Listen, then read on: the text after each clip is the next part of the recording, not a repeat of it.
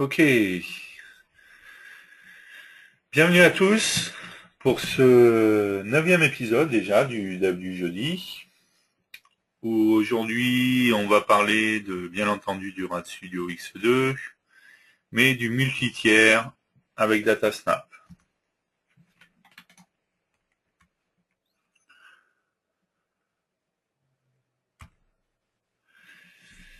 Alors, ce qu'on va voir aujourd'hui, il y a pas mal de choses à voir avec DataSnap. On va voir un petit peu tout ce que l'on peut faire au niveau multi-tiers. Donc on verra les différents types de serveurs DataSnap, VCL classique, Web Broker, REST, les différents types d'applications pour des serveurs DataSnap, VCL, Service Windows, application console, DLL API. On parlera des authentifications, on verra comment ça fonctionne, on parlera des différents protocoles, TCP, HTTP, HTTPS, on parlera des filtres, on parlera du déploiement, on parlera des fichiers JavaScript, des connecteurs mobiles, et on parlera également de la connexion avec iOS, puisque ça fait partie des nouveautés qui sont arrivées avec l'update, dernier update, l'update 4. Donc on verra comment on peut connecter une application iOS. On l'a vu vite fait dans le développement pour iOS. On le reverra pour voir au niveau DataSnap comment ça peut fonctionner. Ok, on va donc basculer sur Delphi. Donc DataSnap, c'est quoi? Avant de commencer, quelques petits mots pour donner quelques explications. Donc ce dont on va parler, c'est la manière de faire du multi-tiers. Donc habituellement, dans une grande majorité des cas, quand vous faites du développement et que vous avez une base de données, vous faites du client-serveur traditionnel. Vous avez votre application et vous avez la base de données. D'accord? Donc on est connecté à la base de données directement, l'application se connecte directement à la base de données. Quand on fait du multi-tiers, donc on a 3 tiers en fait, entre le serveur, entre la base de données et l'application cliente, on va intégrer un serveur d'application.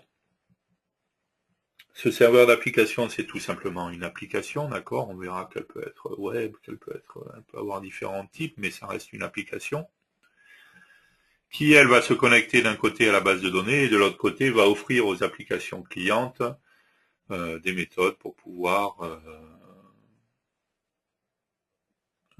accéder aux données et ainsi de suite. On va donc voir comment on crée ce serveur d'application, comment il peut fonctionner, comment on va se connecter dessus et ainsi de suite. Ça, donc faire un serveur d'application, ça peut avoir plusieurs avantages. Donc le premier, c'est tout simplement de pouvoir centraliser au même endroit tout le côté fonctionnel, le côté métier de notre application, d'accord, puisque c'est dans le serveur d'application qu'on va mettre voilà, le fonctionnement métier de nos applications. Le but étant que l'application cliente qui, elle, va venir se connecter à notre serveur d'application soit la plus légère possible.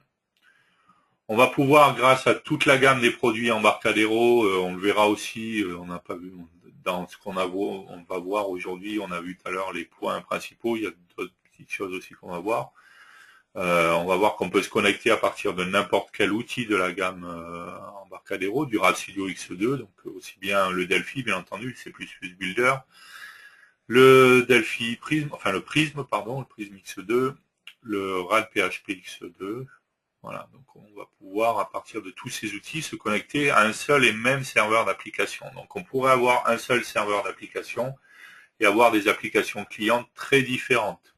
Des applications Windows classiques, des applications Mac avec FireMonkey, des applications iOS, on le verra aussi, des applications web dans Delphi avec IntraWeb, des applications web avec RAD PHP, des applications .NET avec Prism, voilà. Et on peut avoir tout un panel d'applications clientes.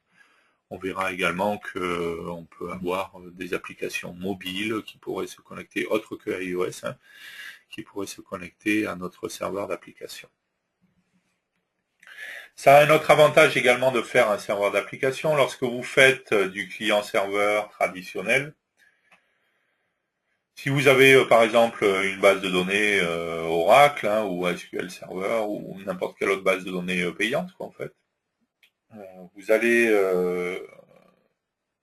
acheter des licences pour tous les postes clients. Si vous avez, quand vous faites du client-serveur, si vous avez 10 postes clients avec votre base de données, vous allez déployer sur les postes clients 10 licences clientes SQL Server, Oracle, en fonction de la base de données que vous avez. Donc ça a un coût, bien entendu. À partir du moment où vous faites du multi-tiers et où vous avez un serveur d'application, il n'y a que le serveur d'application qui se connecte à la base de données. Toutes les applications clientes, elles se connectent au serveur d'application via TCP/IP, HTTP, HTTPS, donc via des protocoles standards, donc aucun besoin de déploiement de licences clientes sur les postes clients. On verra qu'il peut y avoir juste une DLL à déployer, quoi, ça dépend. Mais en aucun cas, donc, on a besoin de déployer une licence de la base de données sur le poste client. En fait, il y a juste une licence pour le serveur d'application et il n'y a que lui qui se connecte à la base de données. Donc, ça a également un intérêt en termes de coût lorsqu'on a le coût des licences base de données. Ok, on va commencer simplement, on va créer un serveur d'application assez simple, et puis on va voir au fur et à mesure, on va rajouter des fonctionnalités, on va changer de type, on va faire du web et ainsi de suite. Donc pour créer un serveur d'application, on va commencer par créer le serveur d'application, le serveur DataSnap, après on créera une application cliente qui va venir se connecter dessus. Donc pour créer un serveur d'application, je vais faire fichier, nouveau, autre. Ici, dans projet Delphi, j'ai une rubrique serveur DataSnap. Je peux créer 3 types de serveurs DataSnap. D'accord. Le serveur DataSnap classique, c'est ce qui est le plus ancien. Donc, il faut savoir que DataSnap, c'était une technologie, c'est une technologie qui avant s'appelait Midas. D'accord. Donc, qui existe déjà depuis pas mal de temps. Par contre, en 2007, ça a été complètement réécrit. C'était énormément basé sur les objets COM et DECOM, donc c'est plus du tout le cas, puisque maintenant, donc ça pouvait alourdir les performances des applications.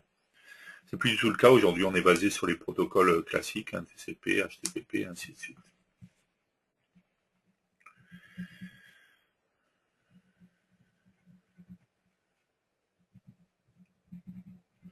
Ok. Donc, on peut faire un serveur DataSnap classique, traditionnel. C'est ce qu'on va faire en premier. On peut faire une application DataSnap Web Broker. Donc, c'est un serveur DataSnap Web basé sur les technologies Web Broker. Et on peut faire, ça c'est une nouveauté des versions X2, une application DataSnap REST, un serveur d'application DataSnap basé sur l'architecture REST. D'accord. Donc qui va utiliser JavaScript et JSON. On verra également dans la journée comment on peut utiliser JSON pour échanger des objets. Donc ça c'est une nouveauté de la X2, et ça permet une nouvelle chose, on reviendra dessus, c'est d'ouvrir notre serveur DataSnap à d'autres choses que des applications RadStudio X2. On l'a dit il y a quelques minutes, toutes les applications, tous les outils de développement du RadStudio X2, Prism, RadPHP, Delphi, C++ Builder vont pouvoir se connecter à un serveur DataSnap. Mais en utilisant l'architecture REST, je pourrais également connecter un autre type d'application, qui soit fait avec un autre outil. Voilà. Je pourrais connecter une application web qui utilise du JavaScript sans aucun problème sur mon serveur DataSnap, sans que cette application soit faite avec un outil Embarcadero. On reviendra là-dessus dans la journée. Nous, on va commencer par faire un serveur DataSnap classique, traditionnel. Au passage, je précise que, également, nouveauté de la version X2, si vous étiez en XE, vous aviez remarqué que vous ne pouviez pas créer le serveur DataSnap avec C++ Builder. Aujourd'hui, vous pouvez voir que dans la partie C++ Builder, dans la rubrique serveur DataSnap, vous pouvez créer les mêmes types de serveurs DataSnap. D'accord? Serveur DataSnap classique, Web Broker ou DataSnap REST. D'accord? Donc, ce qu'on va voir sur la partie Delphi peut également être fait sans problème sur la partie C++ Builder. Vous n'avez pas forcément d'obligation de le faire en Delphi, ce qui était le cas en XE. Le serveur en lui-même ne pouvait être qu'en Delphi. L'application cliente, elle pouvait être en C++ Builder. Aujourd'hui, le serveur DataSnap peut également être fait en C++ Builder. Ok, on va faire un serveur DataSnap classique. Ici, on va me demander quel type d'application je veux pour mon serveur DataSnap. On verra que lorsqu'on choisit un serveur DataSnap de type web, on a d'autres types d'applications, ce qui est normal.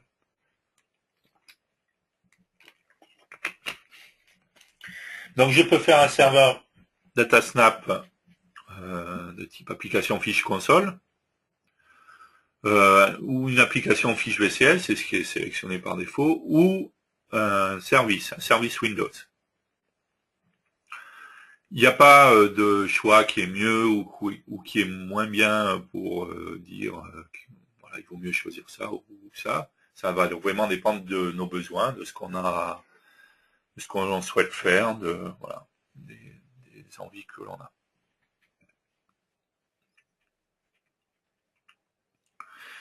Petite précision également, j'en profite, si je repense là, voyons une question.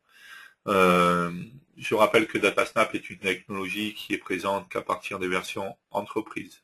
Vous ne la trouverez donc pas dans les versions professionnelles. D'accord ? Donc il faut au minimum être en entreprise ou en architecte. Au minimum en entreprise, sinon vous pouvez être en architecte aussi. Mais dans les versions professionnelles, vous n'aurez pas tout ce qui est DataSnap. Ok. Donc il n'y a pas de type d'application qui est mieux ou qui est moins bien.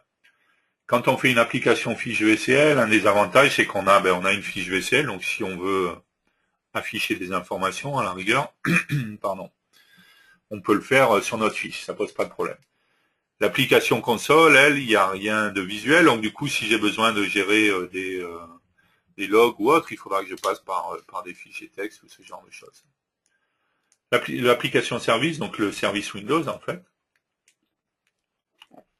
lui a un avantage par rapport aux deux autres types, l'application VCL ou console, c'est que sur un service Windows, j'ai pas besoin d'être logué sur mon serveur pour que le service Windows soit exécuté. D'accord ? Si j'ai mis mon service Windows en démarrage automatique et que mon serveur a été démarré, j'ai pas besoin d'être logué sur mon serveur pour que mon service soit exécuté. Après, en fonction des besoins, on peut choisir tel ou tel type d'application. D'accord ? On verra un petit peu les différents types et on fera des tests avec. Ok, on va rester par défaut sur une application fiche VCL et on va faire suivant. Ici, c'est également une nouveauté de la version X2. Je peux choisir différents protocoles et même dans un serveur DataSnap classique, puisque je rappelle que ce qu'on a sélectionné au début, ici, c'était un serveur DataSnap classique, d'accord, pas web ou web basé sur architecture REST. Même dans un serveur DataSnap classique, j'ai possibilité de choisir autre chose que le protocole TCP/IP. D'accord ? J'ai trois types de protocoles, HTTP ou HTTPS. Donc TCP, HTTP, HTTPS. Je peux décider donc de choisir un ou plusieurs protocoles. C'est pas seulement un des protocoles, c'est peut être plusieurs protocoles. En effet, je peux avoir une seule et même application serveur DataSnap et je peux avoir différents types d'applications clientes qui vont se connecter dessus. Des applications qui vont se connecter en TCP/IP ou des applications web qui viendraient se connecter en HTTP ou d'autres en HTTPS. D'accord, donc on pourrait choisir plusieurs types de protocoles. Je pourrais décider d'avoir de l'authentification, on reviendra dessus. Je pourrais décider d'avoir des filtres également. Et on reviendra un petit peu plus tard sur la partie fichier JavaScript cet après-midi et connecteur mobile. Pour l'instant, on va rester sur un serveur DataSnap classique en protocole TCP/IP. Et ici, on a une case à cocher pour avoir des méthodes d'exemple qui par défaut est cochée. On va la laisser cocher. Je vais faire suivant. J'ai choisi le protocole TCP/IP. Il me propose un port, le port 211, que je peux tester. Je pourrais chercher un autre port ou je pourrais changer ici directement le numéro du port. On va rester sur 211. Ici, il me propose d'hériter de différents types de composants. D'accord, ces composants, tous les data modules. Et TDS serveur module. pour pouvoir bénéficier de toutes les dernières nouveautés, de toutes les évolutions, notamment les échanges avec JSON ou ce genre de choses, il faudra passer sur TDS Server Module. D'accord? Data Module est plus là pour la portabilité par rapport aux anciennes versions. Et donc je vous conseille d'utiliser le plus souvent possible le TDS Server Module pour pouvoir bénéficier de tout. Ok, je vais faire terminer. Ok, ça c'est pas grave. C'est pas lié au serveur DataSnap, hein, c'est un problème d'installation sur mes composants, j'ai remarqué ça depuis hier. Ok, je me retrouve avec mon application, je vais aller enregistrer ça.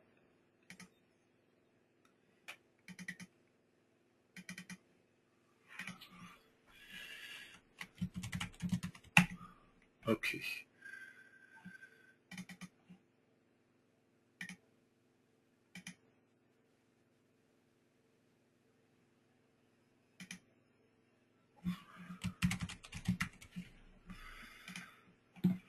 Ok. Et je me retrouve dans mon application avec 3 unités.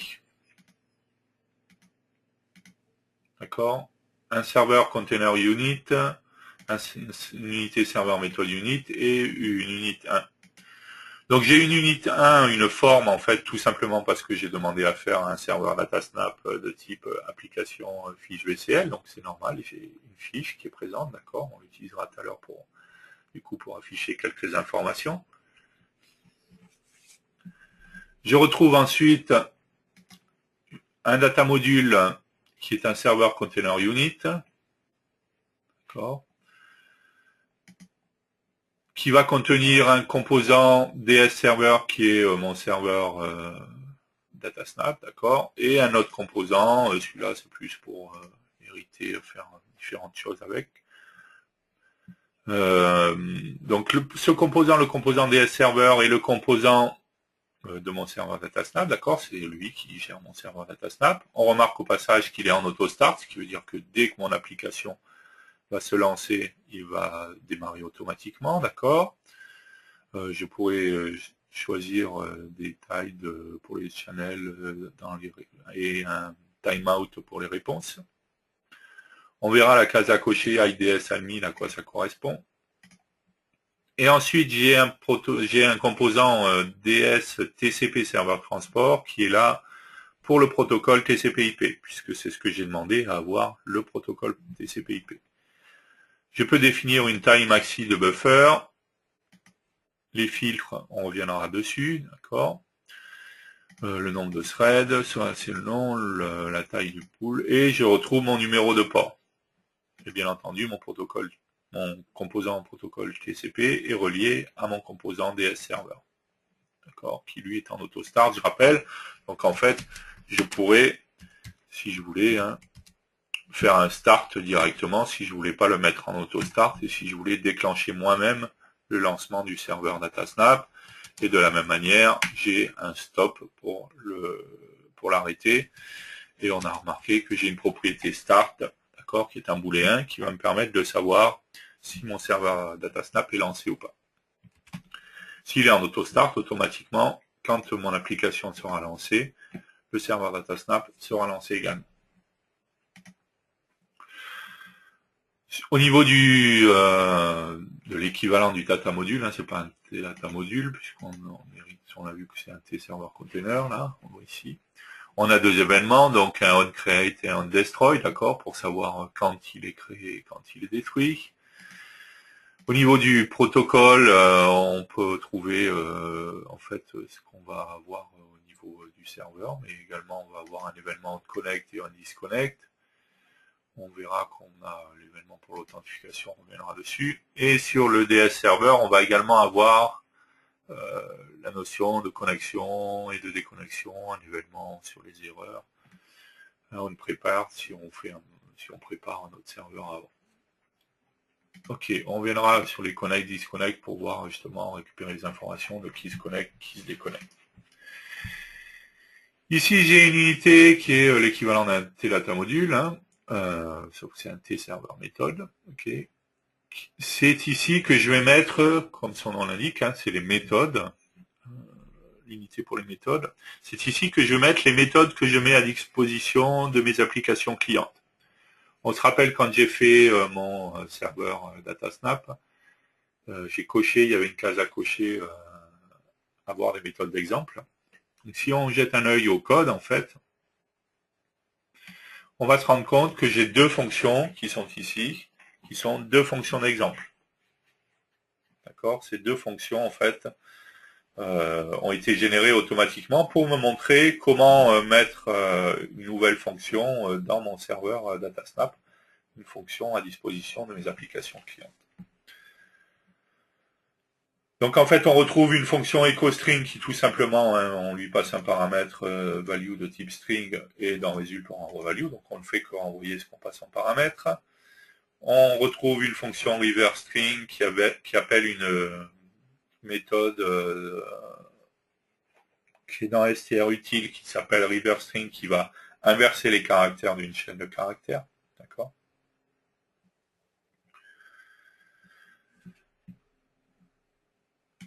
Ok, donc si j'avais besoin ici de rajouter une fonction pour mettre à disposition de mes applications clientes, c'est ici que je le ferai.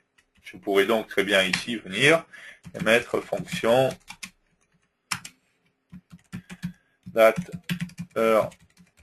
server et renvoyer un tDateTime, d'accord, pour récupérer la date et l'heure du serveur, par exemple.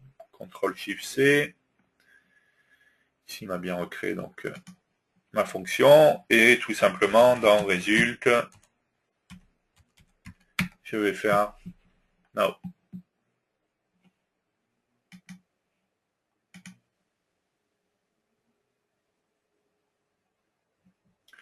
Ok, si j'avais d'autres fonctions à mettre à disposition de mes applications clientes, c'est ici que je le ferai directement.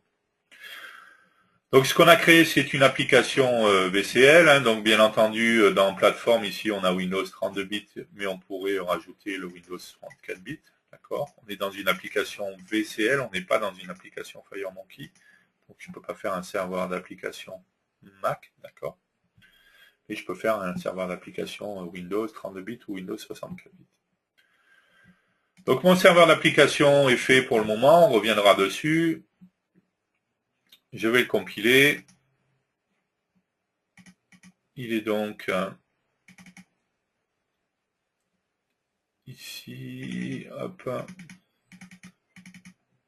Je retrouve mon exe qui est ici. D'accord. Je peux fermer mon serveur d'application et je vais créer mon application cliente. Maintenant, pour pouvoir créer mon application cliente, il faut que, bien entendu, que mon serveur soit lancé. Donc, je vais venir ici et je vais lancer mon serveur. Ok. Mon serveur est lancé. On se rappelle, il était en auto-start, donc le serveur DataSnap s'est lancé également. Et il est en attente.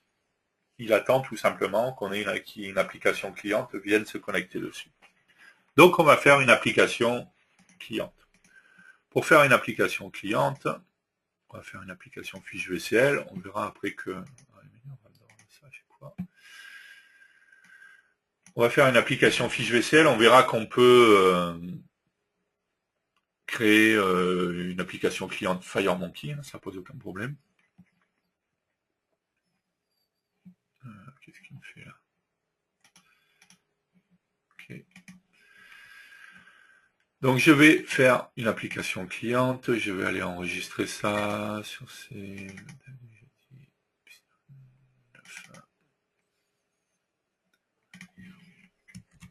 Voilà.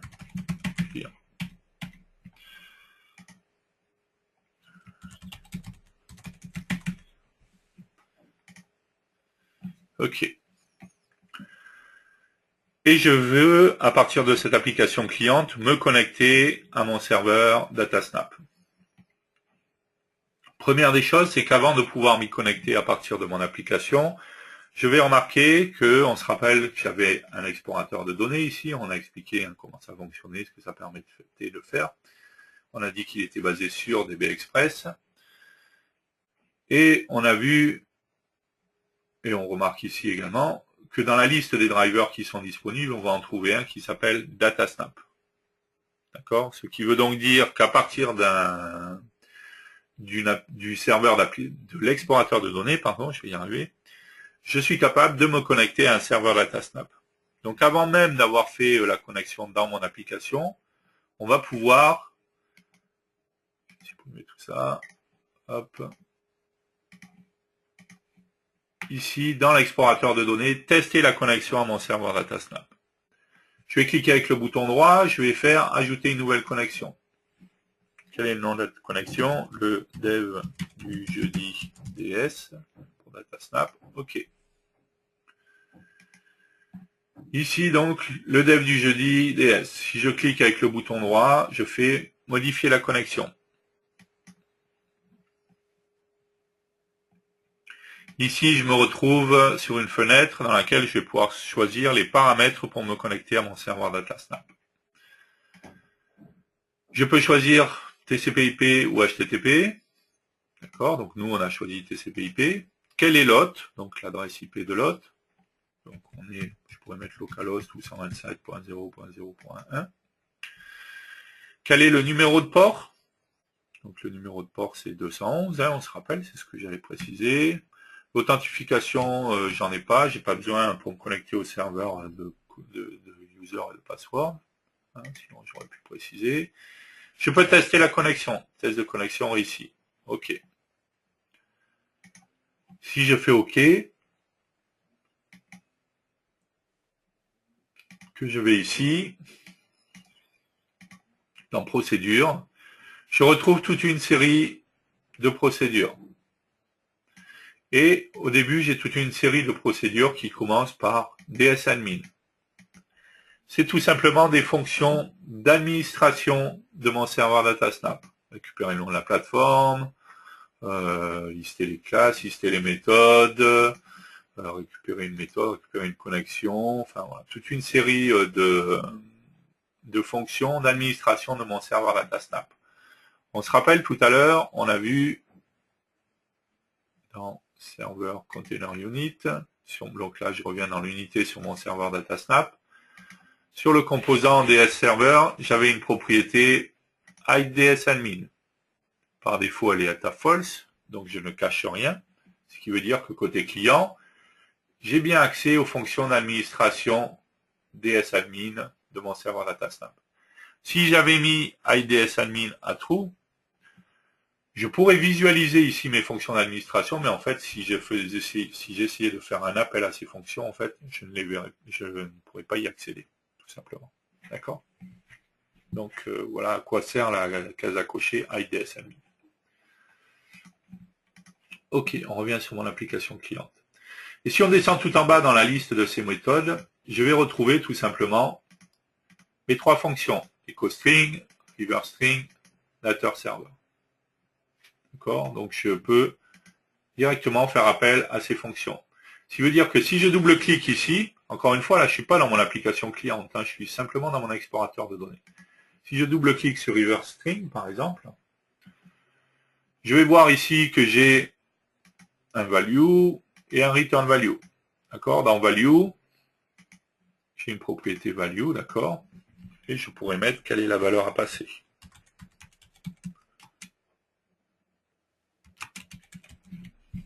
OK, je lui mets ma valeur. Ici, j'ai un petit bouton, je fais exécuter. Et on retrouve ici le return value. Je l'ai dit, l'appel à la fonction ReverseString, ça a inversé les caractères de la chaîne qui est passée. D'accord? Donc, avant même d'avoir créé mon application cliente, je suis capable de tester dans l'explorateur de données, ici, est-ce que la connexion à mon serveur DataSnap fonctionne bien, mais non seulement est-ce que ça fonctionne bien, mais faire des tests déjà avec mes fonctions. OK. D'accord, donc déjà ça fonctionne bien, et j'ai vu que je pouvais me connecter, j'ai retrouvé les informations. Moi, ce qui m'intéresse maintenant, c'est de pouvoir y accéder à partir de mon application cliente. Pour ça, c'est un autre avantage de l'explorateur de données. Quand on est dans une application VCL, ça ne marche pas sur FireMonkey. Je peux, vu que j'ai créé une connexion ici, faire un drag and drop et automatiquement, je me retrouve avec un composant qui est paramétré. D'accord? Donc ça serait pour gagner du temps. Ceci dit, puisqu'on veut voir comment ça fonctionne, on va faire la connexion nous-mêmes. Donc pour se connecter à un serveur DataSnap, on va utiliser DBExpress. Ce qui veut dire que la connexion entre le client, l'application cliente, et le serveur DataSnap se fait forcément via DBExpress. D'accord? Vous êtes obligé dans ce cas-là d'utiliser DBExpress. Par contre, on verra plus tard quand on se connectera à une base de données et tout ça. Si vous voulez connecter le serveur d'application à une base de données, là vous pouvez utiliser n'importe quel composant de connexion. Mais la liaison entre l'application cliente et le serveur d'application se fait forcément via DBExpress. Donc pour ça, je vais utiliser un composant qui s'appelle TSQL Connection. C'est l'équivalent d'un composant de connexion à une base de données. Enfin, c'est pas l'équivalent, c'est un composant qui permet de se connecter à une base de données habituellement. Si je regarde dans les propriétés de ce composant, il a une propriété driver. D'accord. Donc si je regarde dans driver, dans la liste de drivers disponibles, je vais retrouver ASA, ASE, DataSnap, DB2, Firework, donc tous les types de bases de données, dont DataSnap. Donc je vais prendre DataSnap. À partir du moment où je choisis le driver, j'ai un petit plus ici, je clique sur le petit plus. Je vais trouver différentes choses. Quel est le protocole? TCP/IP, HTTP, HTTPS. Ok, je choisis TCP/IP, c'est ce que j'ai défini dans mon serveur DataSnap. Le contexte, ok, j'ai pas d'authentification, pas de proxy. Le numéro de port, c'est bien 211. Quel est le hostname? C'est bien localhost. Okay. Donc pas de souci. Je vais enlever le login prompt, j'en ai pas besoin ici. Et je vais faire connected à true. Ok. Ce qui veut dire que là, je suis bien connecté à mon serveur DataSnap. Alors moi, ce qui m'intéresse, bien entendu, c'est de pouvoir accéder aux différentes fonctions.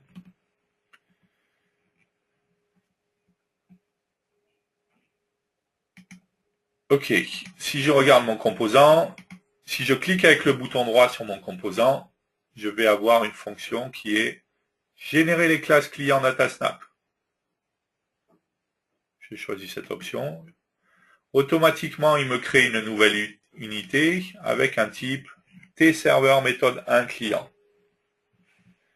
Dans ce type, cet objet-là, on remarque que j'ai trois fonctions. EchoString, ReverseString, DataServer. Donc c'est grâce à ce type d'objet que je vais pouvoir accéder à mes fonctions. En l'occurrence, c'est des appels aux fonctions, hein, c'est pas le code des fonctions qui a été repris. Ça va bien appeler tserver méthode 1.EchoString, tserver méthode 1.ReverseString et DataServer. D'accord. Donc après, c'est très simple. Je vais utiliser les composants. On a donc un ReverseString. Ok. Ici, on va faire l'appel à EchoString.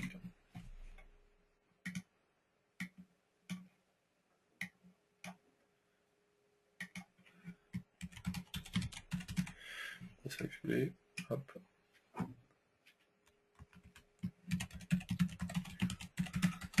Ok.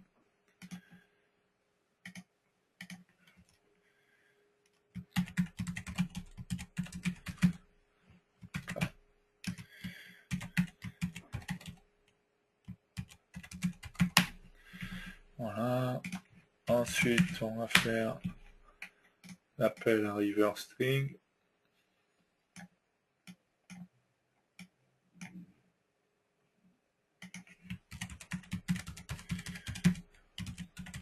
String.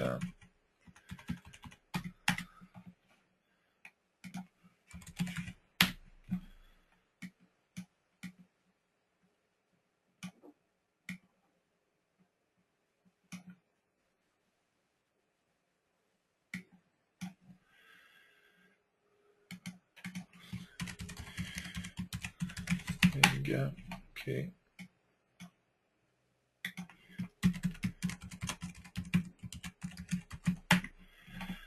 Ok, et on va utiliser un dernier bouton.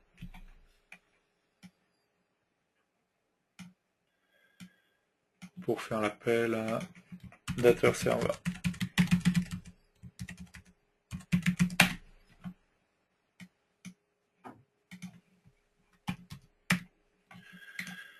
Ok.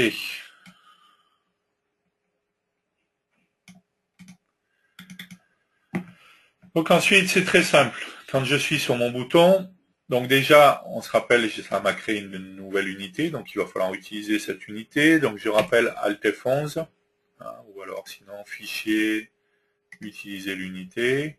Je choisis l'unité. Est-ce que c'est à la partie interface ou implémentation? Ok, et il me rajoute automatiquement dans le USIS. Donc sinon le raccourci c'est Alt F11. Donc ce qui veut dire que ici, je vais pouvoir créer une variable de type tserver méthode d'un client. D'accord, c'est bien le type qui a été créé dans mon unité. Ensuite, il va falloir que j'instancie cet objet, donc serveur de point égal tserver méthode d'un client.create. Et il faut que je lui passe un paramètre, tout simplement parce qu'il faut que je lui dise avec quel composant il va devoir se connecter au serveur DataSnap. D'accord, je rappelle qu'ici on est dans l'application cliente, qu'on veut se connecter à notre serveur DataSnap. Donc il faut que je lui précise quel composant de connexion il va devoir utiliser. Et pour ça, en fait, quel composant on va utiliser? On va tout simplement utiliser mon composant SQL Connection 1. SQL Connection 1. Point DBX connexion, puisque le type qu'on attend, si on regarde ici, le type qu'on attend, c'est bien un type TDBX connexion. Ok. Ok. Et ensuite, pour faire l'appel à ma méthode, c'est très simple. Serveur.EchoString. Je lui passe mon paramètre, DT_EchoString, et on va afficher ça dans un show message, d'accord? Ce qu'il va m'envoyer.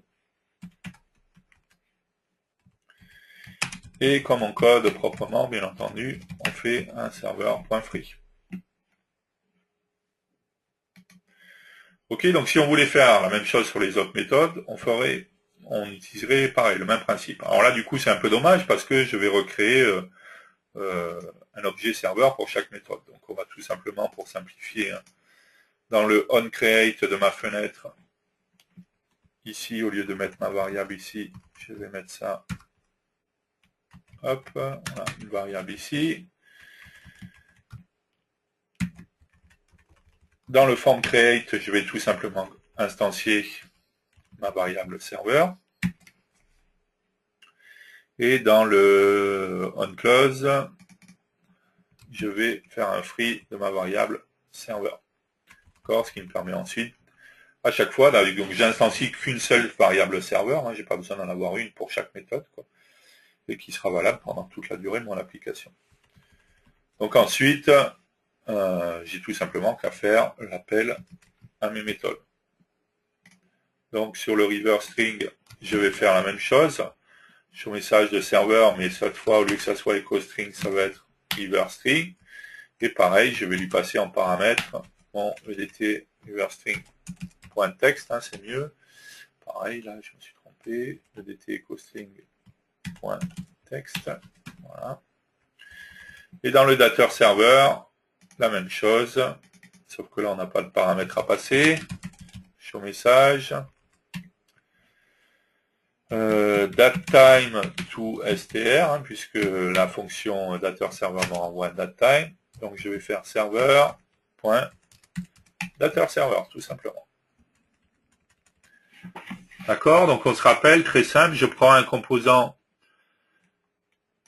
SQL connexion, je le pose, je définis ses paramètres de connexion au serveur DataSnap, je clique avec le bouton droit dessus, je fais générer les classes clients DataSnap, automatiquement il me génère une unité avec un type d'objet tserver méthode d'un client et dedans je retrouve mes fonctions. Ensuite, j'instancie ma variable serveur, d'accord, serveur égale tserver méthode d'un client.create. En paramètre, je lui passe le composant SQL connexion que j'ai créé, d'accord. J'oublie pas de le libérer quand je ferme ma fenêtre pour coder proprement. Et après, je fais l'appel directement serveur. Le nom de ma méthode, tout simplement. Donc si je lance mon application ici,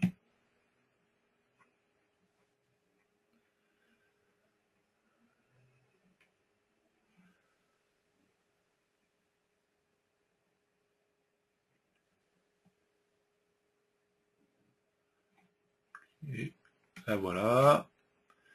Donc ici,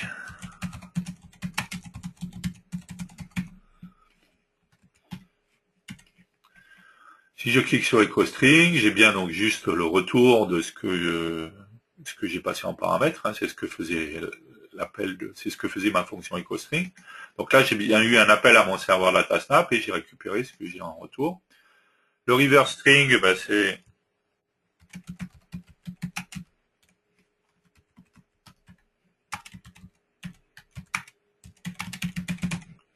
ok. J'ai bien donc l'inversion de mes caractères, l'appel de ma méthode côté serveur DataSnap, l'inversion de mes caractères. Et le dateur serveur, je vais tout simplement récupérer la date et l'heure du serveur. D'accord, donc on le voit très simplement en fait. Je fais l'appel à un serveur DataSnap et je peux me connecter dessus, d'accord, sans aucun problème. Très simplement en utilisant le composant SQL Connection et en faisant l'appel à mes méthodes, après les avoir générées. Donc ça, on l'a dit tout à l'heure.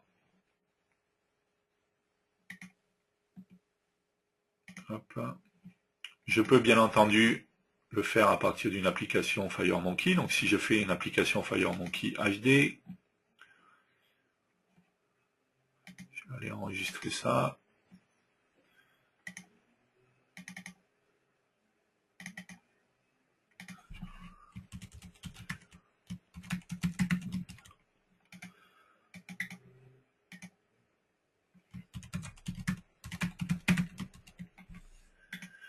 Ok.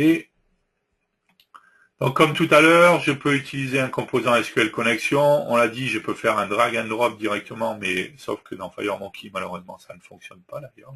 Drag and drop, sinon c'est une application VCL, j'aurais pu le faire. Donc SQL Connection, driver, DataSnap, ok, TCP/IP, 211, localhost, ça c'est bon, ça n'a pas changé. On enlève le login prompt, je mets un connected à true. Je clique avec le bouton droit, générer les classes client DataSnap, me génère bien mon unité 2, tserver méthode un client, et dedans je retrouve mes 3 fonctions. Ok. Ensuite, de la même manière, un edit, un bouton. Ok, on va juste faire un seul appel, on va appeler reverse string par exemple ici.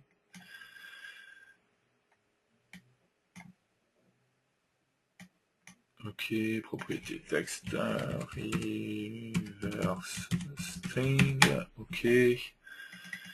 Ici dans mon unité, donc Alt F11 pour utiliser l'unité qui me la rajoute dans les uses, l'unité 2, voilà, elle est bien ici.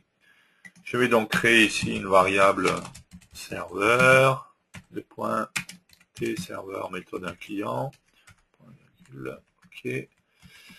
Ensuite j'instancie cet objet, de point égal à T serveur méthode un client point create. Et je passe bien entendu mon paramètre, mon composant SQL connexion, .dbx connexion, parce que c'est un type dbx connexion qui l'attend. Ensuite, serveur.reverseString, en paramètre, je passe edit1.text, et on va afficher tout ça dans un show message.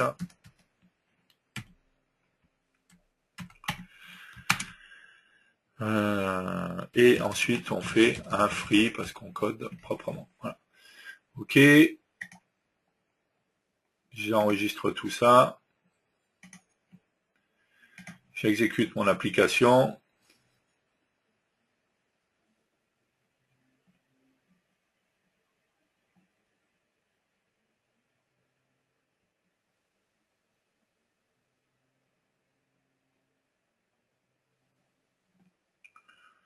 Il faudrait que je désactive mon antivirus pour qu'il arrête de me bloquer comme ça. Ok.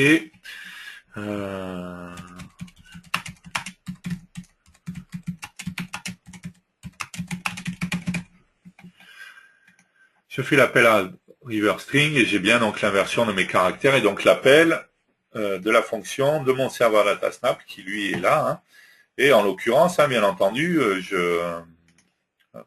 je reviens ici, je peux avoir bien entendu autant d'applications clientes que je veux qui sont connectées. Hein.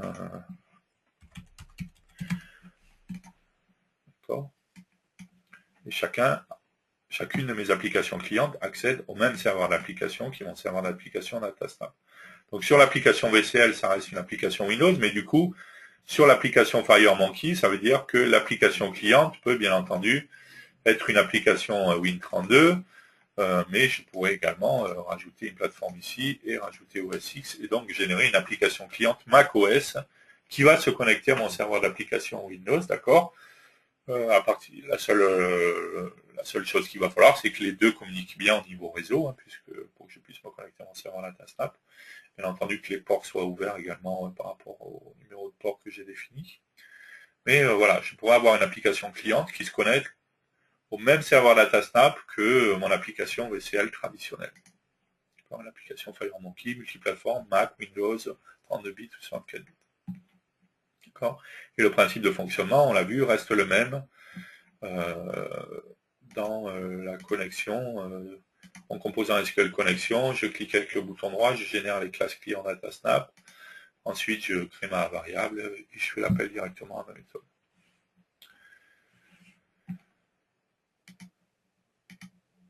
Ok.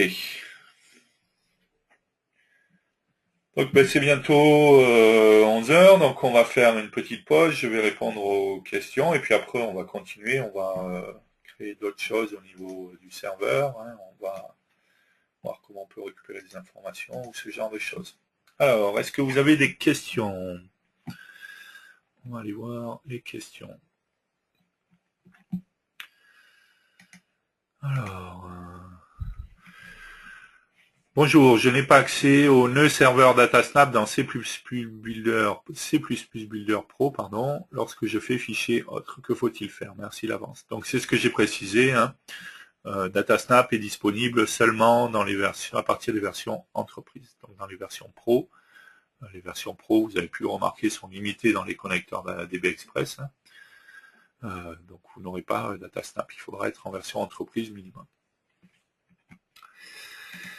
Bonjour, les applications serveur DataSnap ne sont pas disponibles dans la version XO2 Pro. Voilà, ok, donc c'est la même chose. Pareil, c'est disponible à partir des versions entreprises.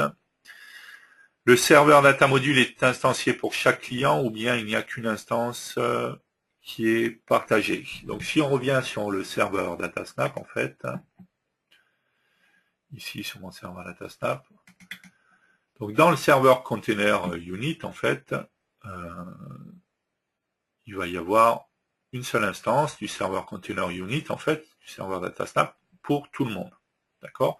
Par contre, on a un serveur méthode unit, et on va avoir une instance de serveur méthode unit pour chaque utilisateur. D'accord? Pour chaque connexion, en fait. D'accord? C'est un peu comme un serveur de base de données, en fait. Hein. J'ai mon serveur DataSnap, et chaque connexion aura sa propre session et fera appel à ses propres fonctions.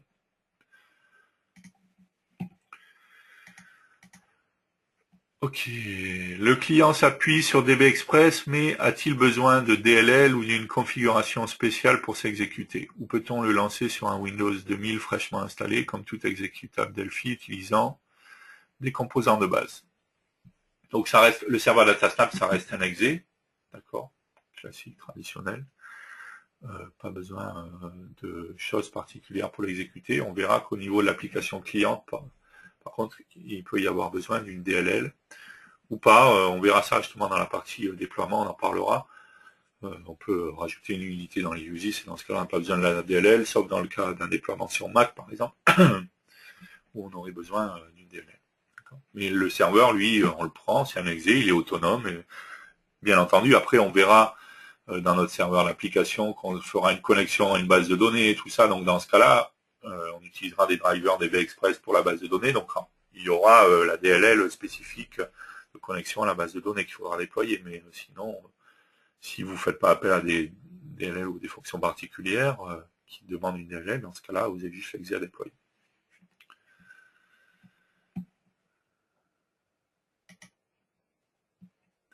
Y a-t-il une limite au nombre de connexions clientes simultanées à un même serveur DataSnap? Non, il n'y a pas de limite. Après, c'est la limitation, elle va être au niveau du matériel, quoi. Hein. Donc, si Si vous avez une machine qui est pas très performante sur laquelle vous déployez votre serveur DataSnap, au bout d'un moment, il va souffrir, il va avoir du mal s'il n'y a pas assez de RAM ou ce genre de choses, quoi. Il n'y a pas de limitation, quoi. En tout cas, il n'y a pas de limitation logicielle qui ferait que, au-delà d'un certain nombre de connexions, on vous limite pas du tout. L'application cliente peut-elle être une application web, utilisation d'un navigateur web pour accéder à l'application serveur? Oui, c'est possible, ça fait partie des choses qu'on verra, je pense, plus cet après-midi, quoi. Mais oui, on peut tout à fait avoir une application web, différents types d'applications web en fait. Mais on verra quand on utilise un serveur DataSnap REST, basé sur l'architecture REST, on peut vraiment avoir une application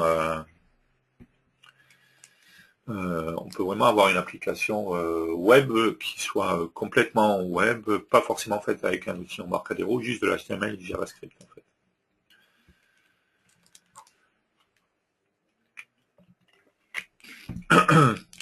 Bonjour, quelle peut être l'utilité d'un serveur DataSnap dans une gestion de stock? Donc je l'ai dit, les deux principaux avantages, c'est de centraliser au niveau de notre serveur DataSnap. On le verra, hein, on fera une connexion à une base de données, tout ça, donc on verra comment ça fonctionne. Donc de centraliser tout ce qui est métier au niveau du serveur DataSnap, ce qui veut dire que l'application cliente devient la plus légère possible. Ça veut dire que quand je fais évoluer mon application cliente, j'ai moins de choses à toucher, quoi, donc ça reste plus facile. Je peux avoir différents types d'applications clientes qui vont se connecter au même serveur d'application. D'accord, ça c'est un autre avantage. Également un avantage en termes de base de données, puisque si vous avez une base de données payante, vous avez juste besoin de vous connecter à la base de données à partir du serveur d'application. Les applications clientes ne se connectent plus à la base de données, donc pas de licence cliente à déployer sur les postes clients, juste au niveau du serveur d'application. Voilà. Et le but, c'est vraiment de centraliser tout dans un serveur d'application et donc voilà, quand j'ai besoin après du coup pour l'application cliente, en fait tout le côté connexion à la base de données c'est transparent pour elle, elle le voit pas. Si demain je fais évoluer ma base de données, je change de base de données, ça restera transparent pour l'application cliente. Je change mon serveur d'application et c'est tout en fait. La partie serveur peut-elle connaître l'OS de la partie cliente la sollicitant, par exemple pour limiter certaines fonctions? Je ne sais pas si on a les informations après, on verra dans. Je pense pas qu'il y ait les informations d'OS. On va récupérer l'adresse IP, ce genre de choses, on doit savoir ce genre d'informations. Par contre, rien n'empêche de dire qu'avant de pouvoir utiliser les fonctions, il faut que j'appelle une méthode initialisation, par exemple, dans laquelle je vais passer les informations de l'OS. Je rappelle que depuis la version X2, hein, on a une fonction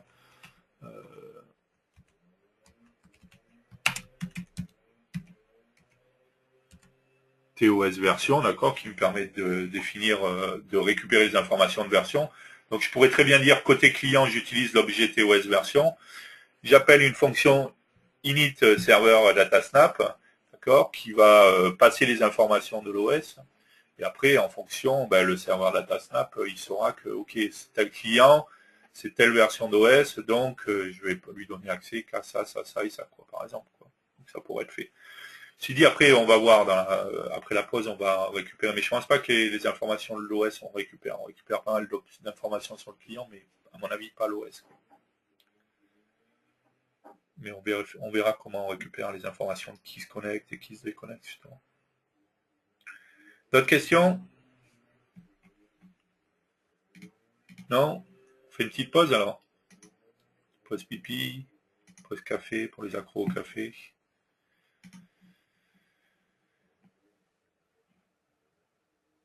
Ok, on fait une petite pause et on se retrouve dans quelques minutes pour continuer avec nos serveurs DataSnap et continuer à voir tout ce que l'on peut faire. À tout de suite.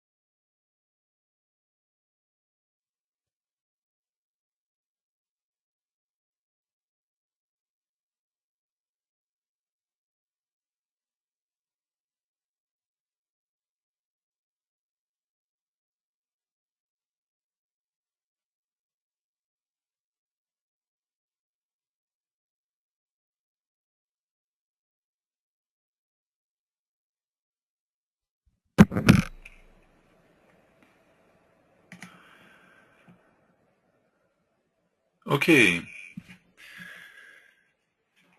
On va donc continuer après ce petit intermède. Donc on a vu jusqu'à maintenant, on a créé un serveur DataSnap traditionnel avec deux applications clientes. Hein. On en a créé une sous FireMonkey et une autre qui est une application VCL. On a vu comment très simplement on peut mettre des méthodes à disposition et comment on peut y accéder à partir des applications clientes. Ce qui peut être intéressant maintenant, c'est de pouvoir récupérer au niveau du serveur les informations, de savoir quels sont les clients qui se connectent et qui se déconnectent. D'accord. Donc on va revenir sur notre serveur d'application qui est ici. Donc on se rappelle qu'on avait un serveur méthode unit, c'est ici donc on a mis les méthodes qui sont à disposition de des applications clientes. Et on a ici un serveur container unit. D'accord, c'est ici qu'on retrouve notamment notre composant DS server, c'est un TDS server, qui est le composant du serveur DataSnap, le composant principal. On l'a dit dans ces événements, on a un onConnect et un onDisconnect. Si on regarde dans ces événements, on va retrouver en paramètre un objet DSConnectEventObject. Si on regarde un petit peu cet objet DSConnectEventObject, il a une propriété ChannelInfo. Et dans ChannelInfo, je vais trouver un client info, TDBX client info. Et si je regarde ici, je peux récupérer en fait l'adresse IP, le numéro de port du client, le protocole, savoir avec quel protocole il s'est connecté, et le nom de l'application. Donc je pourrais avoir ce genre d'informations pour savoir qui vient de se connecter sur mon serveur DataSnap. Donc pour ça, avant d'utiliser ça, on se rappelle qu'on a fait un serveur DataSnap avec une application fiche VCL. Donc on va profiter du fait qu'on ait une fenêtre en fait. Hein. On va rajouter ici un mémo.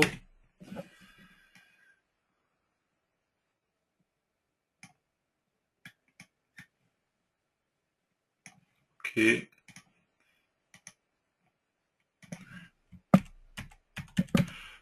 Mmlog par exemple.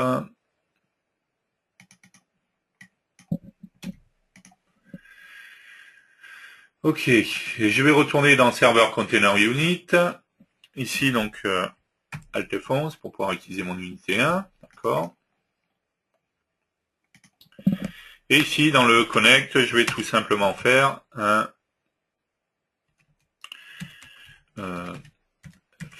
form 1, ça doit être form 1, voilà.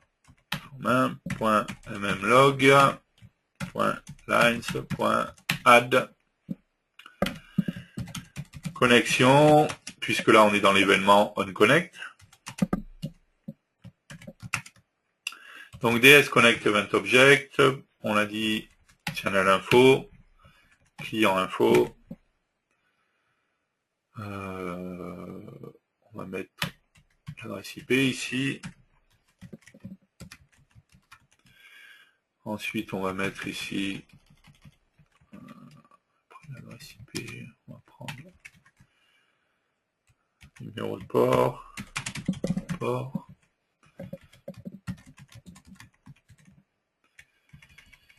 Ici, on va mettre le protocole. Et ici, app name.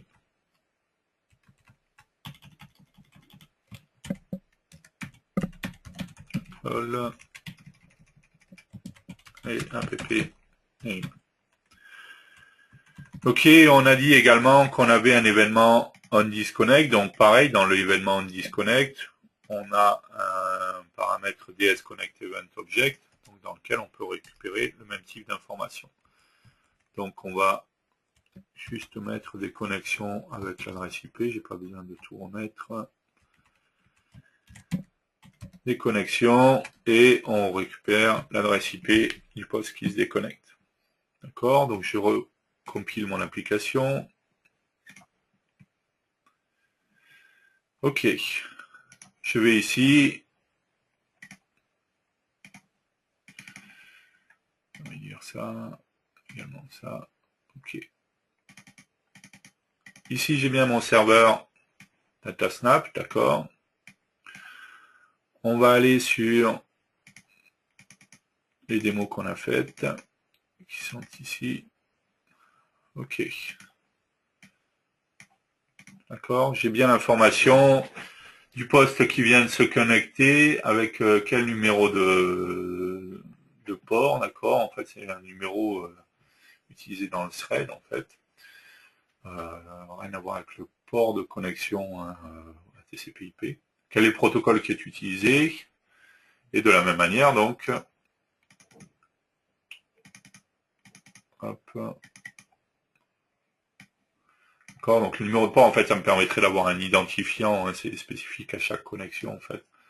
Donc ici, j'ai bien la deuxième application qui s'est connectée, d'accord, pareil en TCP/IP. Si une application se déconnectait, j'ai bien l'information de la déconnexion en application, pareil. D'accord, donc je suis capable, dans le serveur DataSnap, juste avec les informations dans les événements sur le composant DS Server, d'avoir les informations, voilà, de quel est le client qui se connecte. Donc du coup, je pourrais, après c'est assez facile de gérer une liste, hein, de savoir combien j'ai de connexions et ainsi de suite, quoi. Et le tracer justement qui s'est connecté, à quelle heure, qui se déconnecte, à quelle heure et ainsi de suite. Ok, donc je rappelle que, bien entendu, ainsi, puisqu'on a vu que la connexion se faisait au démarrage directement, tout simplement parce que mon composant SQL Connexion, qui est ici, il est en connected à true, hein, d'accord. Donc automatiquement, la connexion est activée dès le début. Je pourrais choisir de faire la connexion que quand j'appelle la méthode, hein, si je voulais, bien entendu, et redéconnecter juste derrière, si je voulais pas garder la connexion.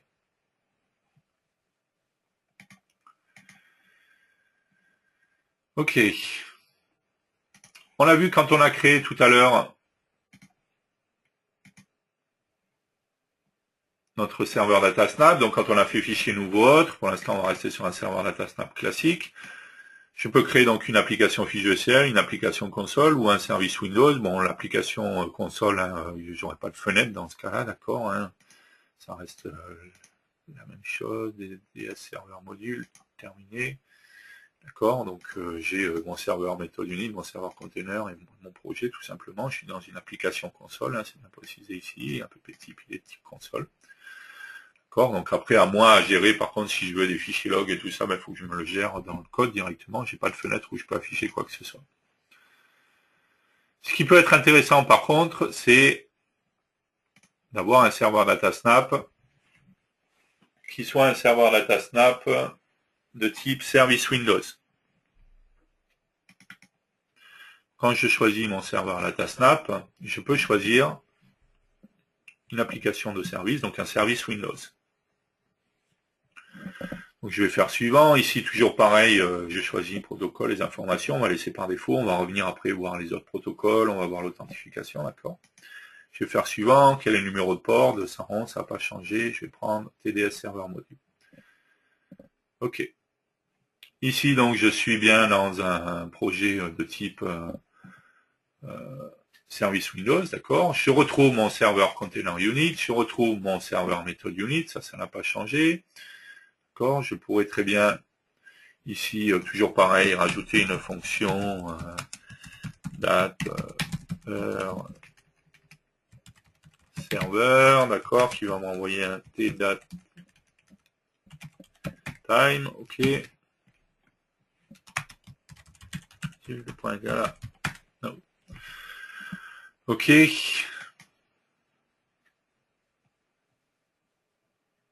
Je vais donc enregistrer mon application. Je dis 9, ok, 2.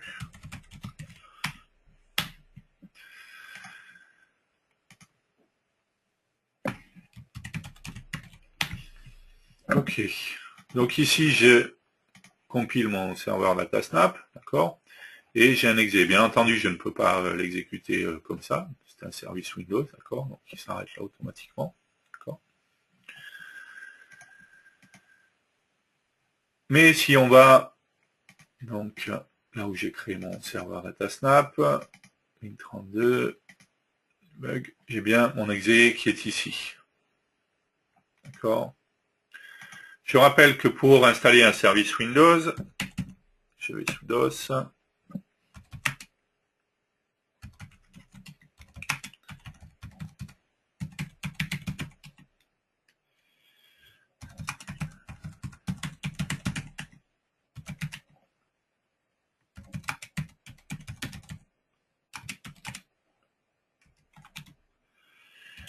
Ok, je vais ici dans démo 2, Win32.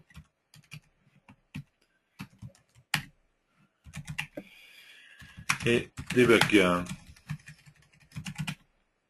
Ok, j'ai donc bien mon exe qui est ici. Je vois ici mon exe demo2.exe. Je rappelle que pour installer un service Windows, ça va être demo2/install. D'accord. Et pour le désinstaller, ça va être /uninstall. D'accord. Donc si je fais demo2/install,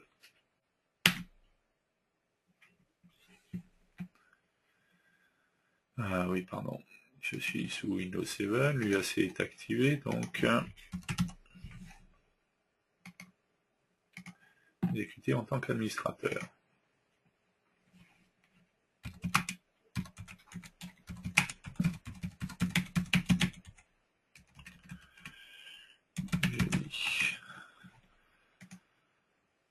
Ok. Et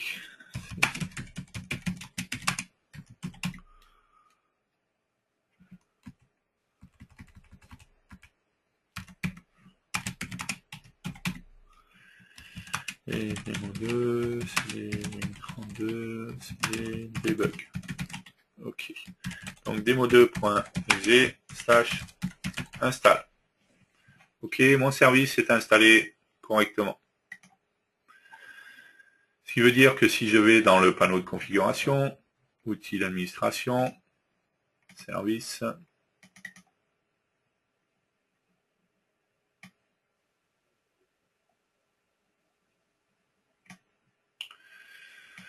ah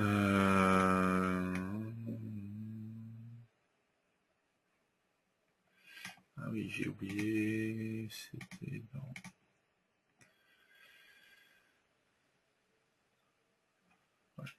Donc, à partir du moment où je crée un service Windows, un serveur DataSnap en service Windows, si on regarde dans le serveur container unit, il y a un display name, d'accord, qui va être le nom de mon service en l'occurrence. Donc, je ne l'ai pas changé malheureusement. Donc, c'est serveur container 1. Donc, si on revient ici, dans la liste, on doit avoir un serveur container 1 qui est ici, d'accord. Donc, on pourrait très bien, par exemple, on va faire un uninstall. Install. Ok, le service est bien désinstallé. Donc si je reviens ici, je fais un petit refresh, on voit bien qu'il n'y est plus. On va juste le changer. On va l'appeler le dev du jeudi. Ok. Bon, on peut préciser en même temps, est-ce qu'il est en démarrage auto, quel type de service. Ok. Je vais recompiler ça.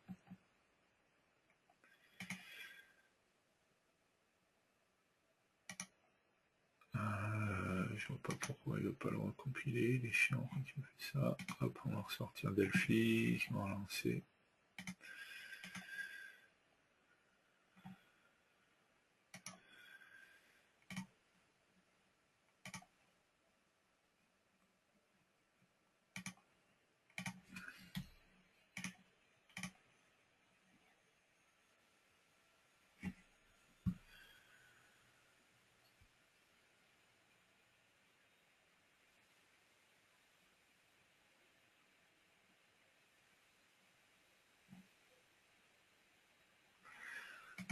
Ok, je reviens là. Je recompile mon application.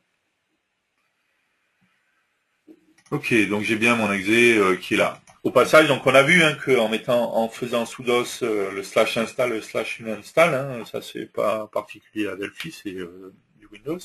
On peut installer mon service Windows. Ce qui veut dire du coup que dans Delphi, si je veux pas m'embêter à aller sous DOS, aller dans le répertoire et tout ça, je pourrais très bien faire. Je rappelle que dans exécuter, je peux mettre un paramètre, d'accord, dans mon menu exécuter, paramètres, d'accord. Ici, par exemple, dans paramètres, je pourrais mettre / install.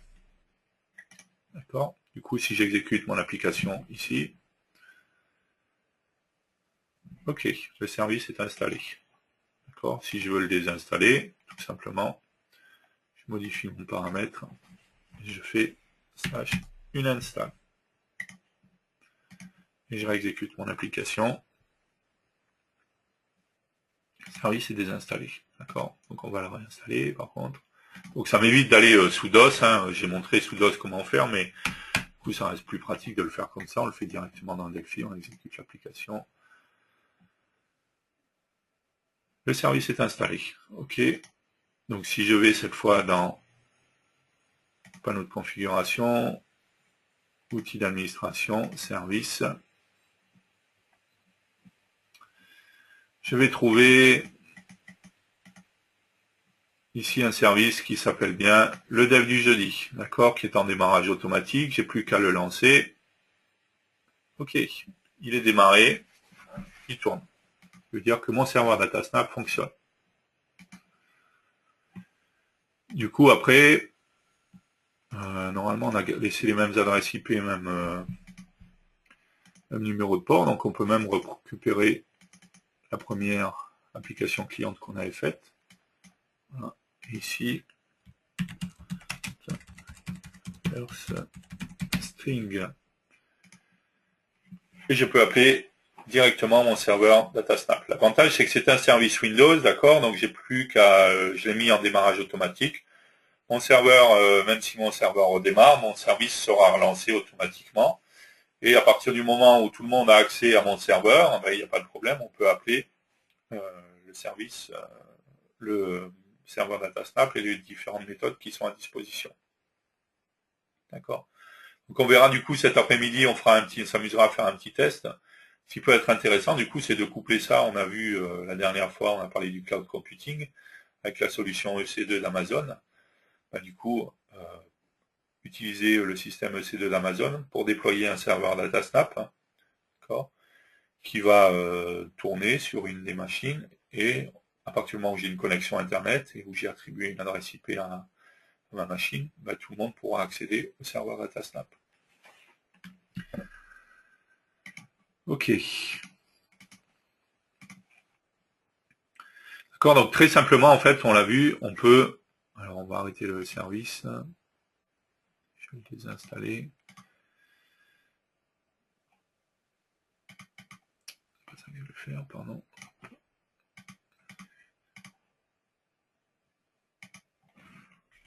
/ install. Ok.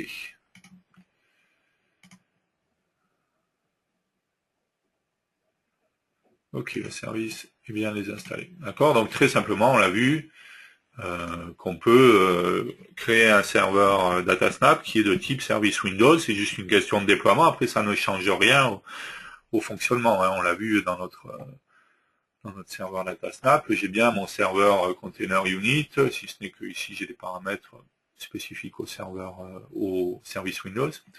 J'ai bien mon serveur méthode unit, dans lequel je vais mettre à disposition les méthodes d'exemple que j'ai, d'accord. Le principe de fonctionnement reste le même. La seule différence, c'est que je suis dans un service Windows, donc forcément, j'ai pas une fenêtre dans laquelle je peux afficher quelque chose. Et je rappelle que depuis les versions récentes les versions récentes de Windows, un service Windows ne peut pas afficher de fenêtre directement. D'accord, il est exécuté dans un process complètement à part. Et il ne peut pas avoir d'interaction visuelle, quoi. Donc je ne vais pas pouvoir mettre une fenêtre dans laquelle je vais mettre, par exemple, afficher les gens qui se connectent ou ce genre de choses comme on l'a fait dans une application ECL. Donc il y a des intérêts et des avantages dans tous les types d'applications, que ce soit application ECL, console ou service Windows. Par contre, comme on l'a dit, là, il n'y a pas besoin de se loguer sur le serveur pour que ça soit exécuté, quoi. Ok. Si on revient donc dans notre serveur DataSnap, on a vu donc fiche VCL, application console ou service. On va faire donc fiche VCL, hein, ça reste le plus pratique à tester après. On a vu qu'on pouvait choisir différents types de protocoles. D'accord, on a dit qu'on pouvait prendre par exemple TCP, HTTP ou HTTPS, d'accord, avec le bon port, hein, bien entendu, HTTPS. Et donc avoir des applications qui vont se connecter certains en HTTP, l'autre en TCP. Donc on pourrait par exemple ici dire, je vais faire un serveur DataSnap, il va utiliser le protocole TCP/IP et le protocole HTTP. D'accord, c'est pas l'un ou l'autre, c'est pas seulement un protocole, ça peut être plusieurs protocoles. D'accord. Donc je vais faire suivant. Du coup, maintenant, cette fois, vu que j'ai deux protocoles, forcément, j'ai deux numéros de port, donc 211 pour le TCP/IP, 8080 pour le port HTTP. OK. On hérite de TDS serveur module. On fait terminer. Je vais aller enregistrer mon projet. Ça, hop.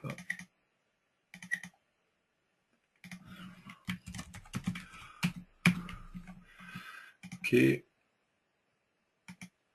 OK. OK.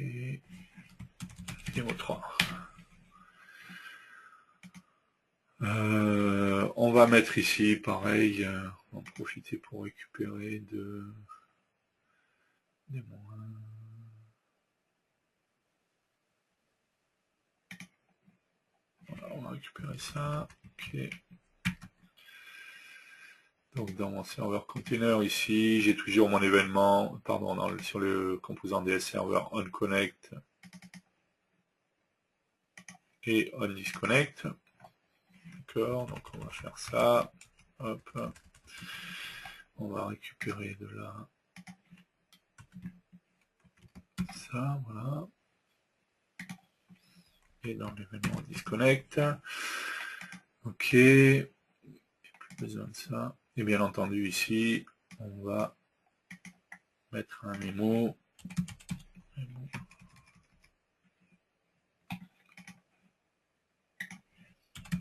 Mémo, OK.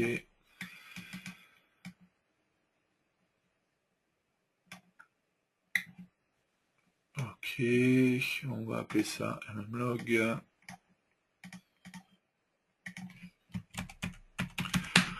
OK. Voilà.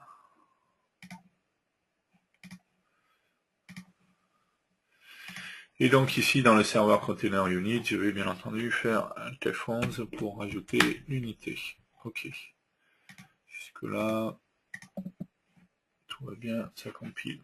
Si on regarde maintenant un peu plus en détail notre serveur container unit, je retrouve bien entendu mon composant TDS server. D'accord. Je retrouve le composant DS-TCP serveur transport, puisque j'ai également demandé le protocole TCP/IP, d'accord, avec un port à 211. D'accord, il est bien relié à mon composant DS server. Et j'ai également un nouveau composant qui est le composant DS HTTP service. D'accord, donc c'est lui qui va gérer le protocole HTTP tout simplement. Donc on retrouve son HTTP port, d'accord, qui est ici 8080, et il est bien relié de la même manière à un composant DS server. J'ai un timeout aussi. Je pourrais avoir l'authentification, on reviendra dessus, ensuite. Donc on a différents événements d'authentification normalement, notamment. Pardon. Ok.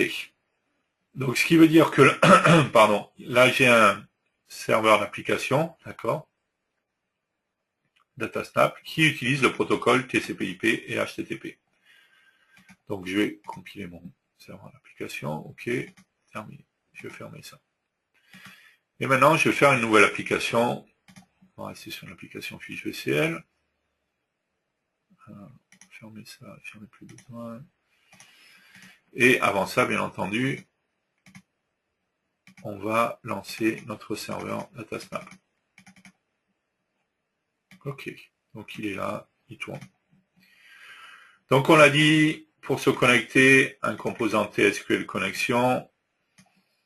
On va prendre un edit et un bouton.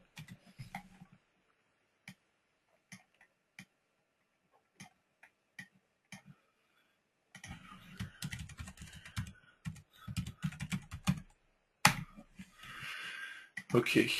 Ici, dans mon composant SQL Connection, la propriété driver, je le mets à DataSnap, je clique sur le petit plus ici. Dans le protocole, cette fois, on va utiliser HTTP. Du coup, le port, c'est pas 211, mais c'est 8080. Le hostname, ça n'a pas changé, c'est toujours localhost. Sinon, je mettrai l'adresse IP du hostname. Je vais enlever le login prompt. Connected à true, ok, il se connecte bien. Générer les classes client DataSnap. J'ai bien monté serveur méthode d'un client avec mes deux fonctions. Là, j'ai pas rajouté de fonction data serveur, donc j'ai juste mes fonctions de base. D'accord, donc ici, toujours pareil. Alt F11, je rajoute mon unité pour l'avoir dans les uses, c'est bien ici, d'accord. Ensuite, je me fais une variable serveur, de type T, serveur méthode d'un client, ok. Serveur de point égal T, serveur méthode d'un client.create. Il faut que je lui passe en paramètre le composant SQL connexion avec lequel se connecter. Point .dbx connexion, puisque c'est un dbx connexion. Serveur.reverstring, et on va passer en paramètre étitin.text. Et on va faire mettre tout ça dans un show message. Et serveur.free. Ok, on va aller enregistrer tout ça.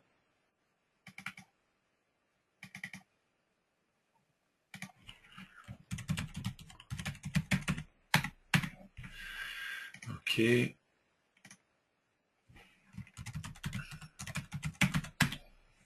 Ok. Ok, je compile mon application. J'exécute mon application cliente. Ici, on voit automatiquement qu'on a bien le client sur l'adresse IP 127. On est en local, donc forcément, c'est tout le temps. Et on remarque au passage qu'on se connecte sur le protocole HTTP cette fois. D'accord, et pas TCP/IP. Donc ici, je pourrais faire un reverse string, j'ai bien accès à ma fonction, mais ce qui veut dire que du coup, comme j'ai mis deux protocoles, TCP/IP et HTTP, qu'on est toujours en local sur les mêmes ports par défaut, je peux réutiliser mon ancienne application cliente,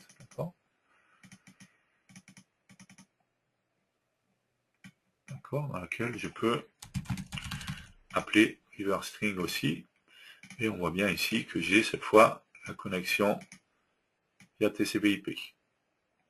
D'accord. De la même manière, hein, je pourrais utiliser l'application FireMonkey, d'accord.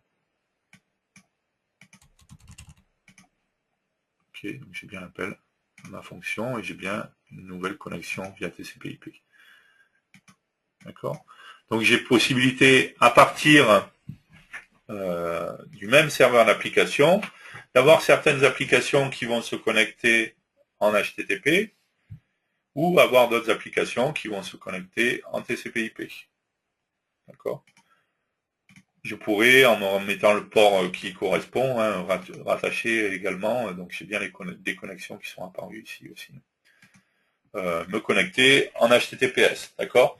En fait, on se rend compte que c'est exactement le même principe de fonctionnement, que ce soit en TCP/IP, en HTTP ou en HTTPS. C'est juste une question de protocole qu'on va définir pour la connexion. Après, c'est transparent pour nous. On fait appel aux fonctions de la même manière, il n'y a pas de différence, d'accord? On se connecte exactement de la même manière sur notre serveur DataSnap.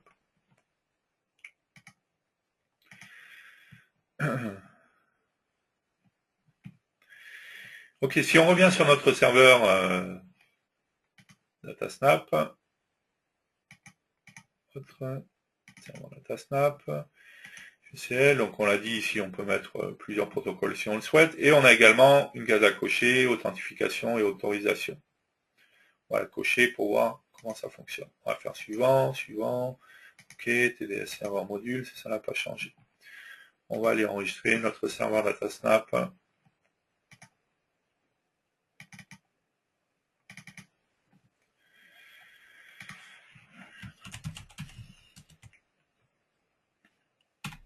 Ok.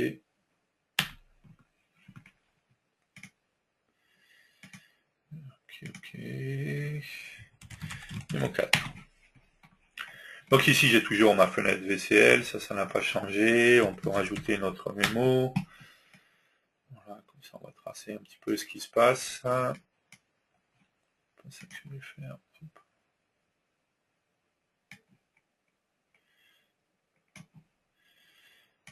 Ok. Ok. Et donc dans notre serveur container unit, on va retrouver notre composant DDS server. Ça n'a pas changé, toujours avec ses propriétés onConnect et onDisconnect. D'accord.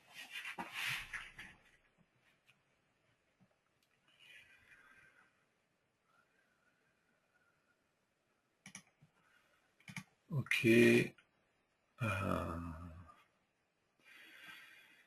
C'est ça que je voulais récupérer.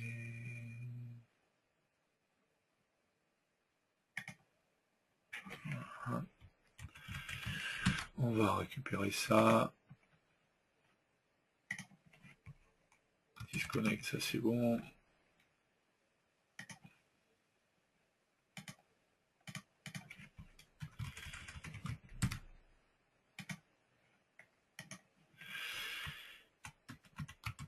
Et dans le connect, ok, ça c'est bon aussi. On va enlever ça et on va simplement faire Alt F11 pour ajouter l'unité. Ok.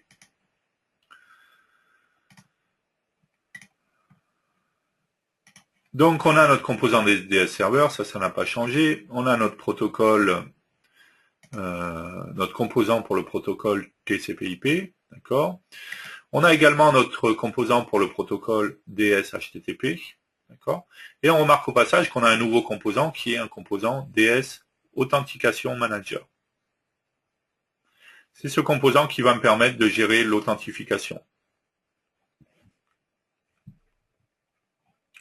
Ok. Si on regarde au niveau du composant TCP/IP ou HTTP, on se rappelle il y avait une propriété Authentication Manager. Tout simplement, ils sont reliés au composant DS Authentication. D'accord.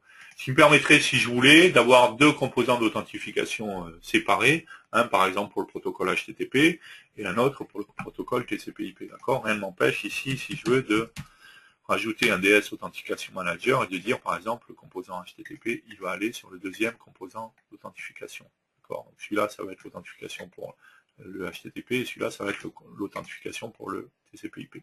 D'accord. Je pourrais avoir de cette manière-là, pour chaque protocole, une authentification différente. On va garder la même authentification, donc on relie notre HTTP à notre authentification manager. Et si on regarde ce composant, bon, il a son nom, ok, et on a un événement onUser Authenticate et onUser Authorize, ok. Donc l'utilisation est très simple.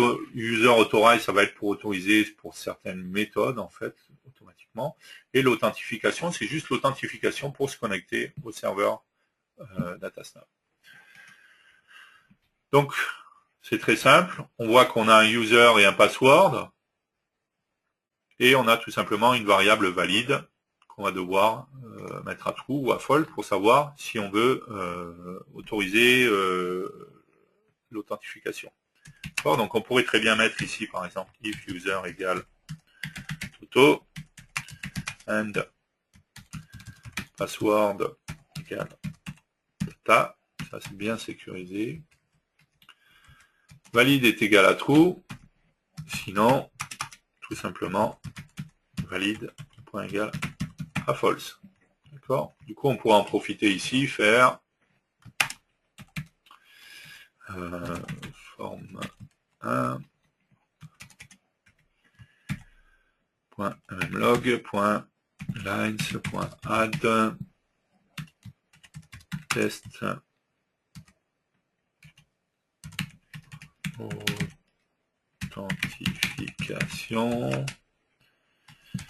user égale user password égale password.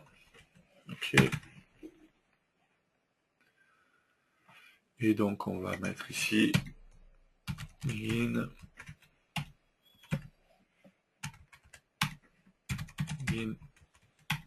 ok. Et ici on pourrait mettre un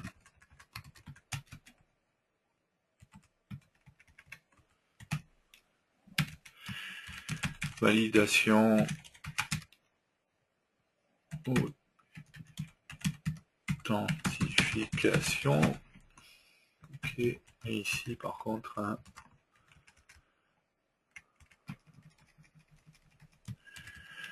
rejet authentification.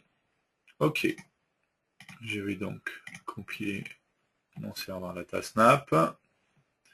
Je vais tout fermer ici. On revient ici, on va bien entendu aller lancer mon serveur DataSnap. Ok, mon serveur DataSnap est là, il tourne. Déjà, si je m'amuse à tester, puisqu'après tout, on a gardé TCP/IP et HTTP, donc, mais sauf qu'on a rajouté l'authentification, d'accord. Si ici je m'amusais à lancer mon application cliente, j'ai un test d'authentification, le user est vide et le password est vide, donc forcément j'ai un rejet d'authentification. D'accord. Donc mon application ici n'arrive pas à se connecter à mon serveur d'application. D'accord. De la même manière, si je lançais ici, voilà, donc j'ai bien le message ici, voilà. L'accès a été refusé, d'accord. Impossible de me connecter. Si je lançais ici, pareil, même l'application FireMonkey par exemple, ça serait la même chose. J'ai un test d'authentification et un rejet de l'authentification. D'accord.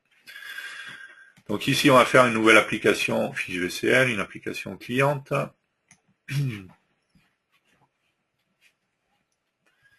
Ok, donc ici, j'ai bien le message d'erreur comme quoi ça a été rejeté sur la première.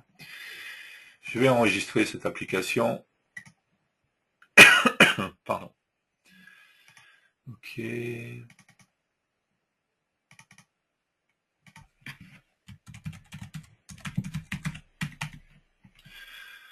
Ok, ok. J'ai enregistré le projet, on va changer le nom du projet.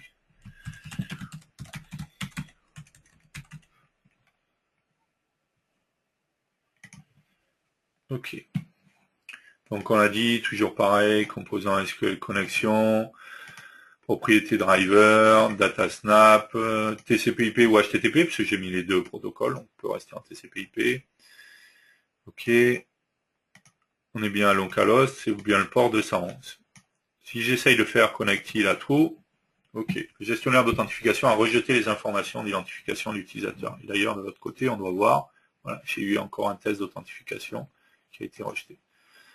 En fait, ici, j'ai un DS authentification user, DS authentification user et DS authentification password. D'accord. Donc, si je m'amuse à mettre Toto, d'accord, connected, toujours pareil, c'est rejeté, hein, on voit bien ici. Il y a eu une tentative avec Toto et Toto, donc c'est rejeté, ce qui est normal puisque c'était Toto et Tata. Non password, Tata. Ok. Et ici, on va faire connected. Ok, je suis bien connecté. Et ici, j'ai bien test d'authentification Toto, Tata, validation de l'authentification, et j'ai bien ma connexion derrière. D'accord. Donc après, toujours pareil. Ok. Avec le bouton droit, générer les classes qui en DataSnap. Hop, je vais ici. Alt F11, utiliser l'unité. Ok. Variable. Serveur de point T, serveur méthode client. Serveur de point égal T serveur méthode client.create. On passe en paramètre SQL connexion.dbx connexion. Ok. Et ensuite serveur.riverstring edit.text. Voilà. On met tout ça dans un show message. Ok. Et serveur.pri. Voilà. Ok, on enregistre tout.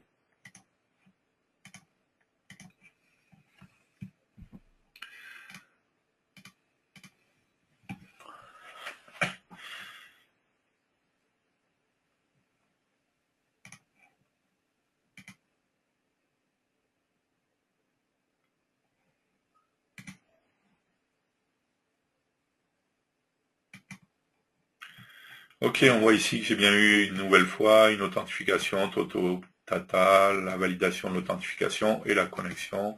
Et donc si j'appelle ici, j'ai bien l'appel à ma fonction ReverString. D'accord, donc on le voit très simplement à partir du composant on va revenir sur le serveur.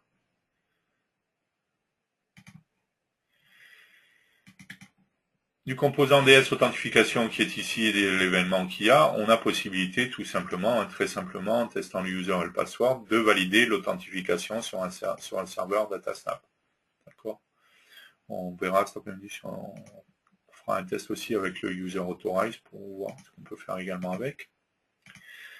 D'accord. Et on l'a dit, donc, chaque protocole pourrait utiliser son propre DS authentification password si on voulait, d'accord.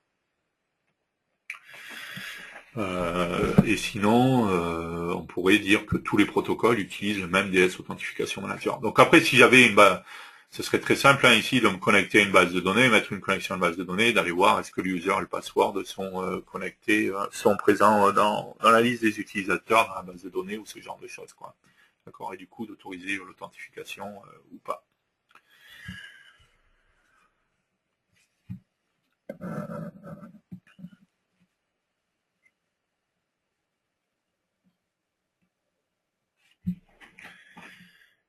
Ok.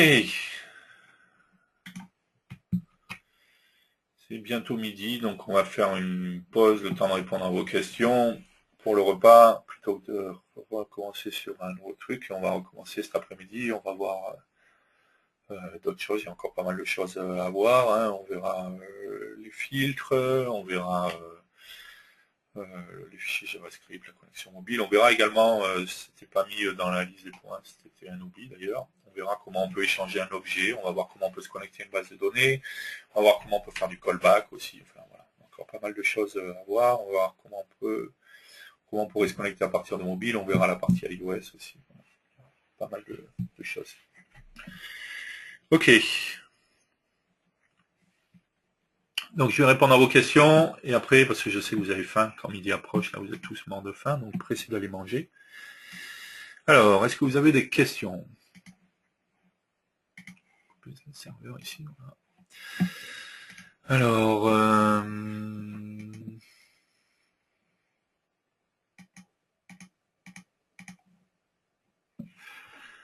les événements DS Server Connect et DS Server Disconnect sont-ils thread safe? Donc oui, ils le sont. En l'occurrence, il y a bien la notion de thread pour chacune des connexions et autres. Donc oui, pas de souci. Est-il possible de télécharger les anciennes séances? Donc ok, donc à chaque fois on a droit à ce genre de questions. Donc comme je dis à chaque fois, le dev du jeudi.com, je le dis à chaque séance, le dev du jeudi.com, vous avez un onglet vidéo, et dans l'onglet vidéo, vous allez trouver les liens vers toutes les vidéos qui vont vous renvoyer vers YouTube avec les différentes vidéos. Voilà. Donc il y a déjà les liens pour tous les, mais bien entendu, les épisodes ne sont pas passés, ils ne sont pas encore disponibles, par logique. Donc oui, le dev du jeudi.com, voilà.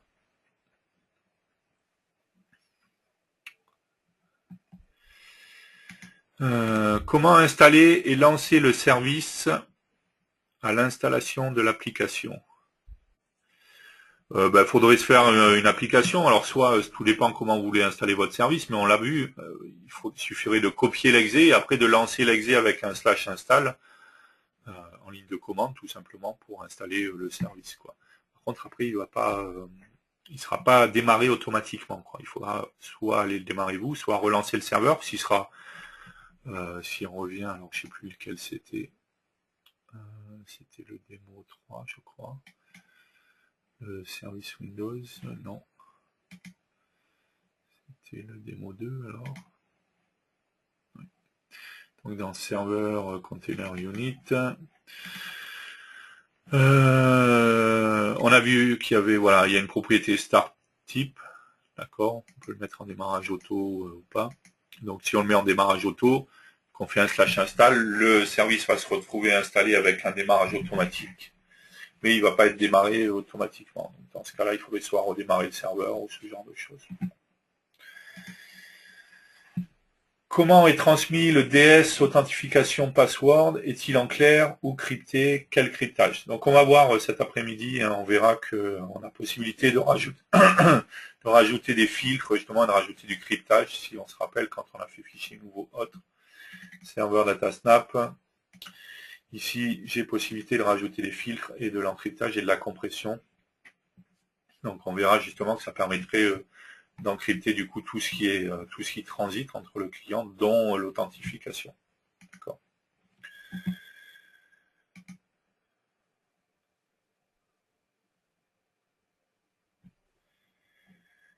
Comment faire dans le code pour passer les users et passwords dans le SQL Connection côté client? Ben, c'est ce qu'on a vu, hein, c'est ce qui a été fait là. Si je reprends, alors on va relancer le serveur, sinon ça va planter.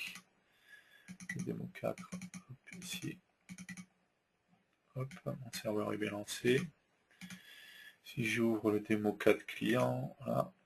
Ici j'ai bien défini dans le composant SQL Connection. Je suis bien dans mon application cliente là, hein, c'est bien mon application cliente qui va se connecter à mon serveur DataSnap. J'ai bien défini ici, donc driver DataSnap, le protocole, le numéro de port ici, le hostname, et j'ai bien défini ici dans le DS authentification password et dans le DS authentification user, le user et le password. D'accord, donc c'est bien dans les propriétés DS hot user et DS hot password, authentification password et authentification user. Je définis ici le user et le password qui vont me permettre de me connecter.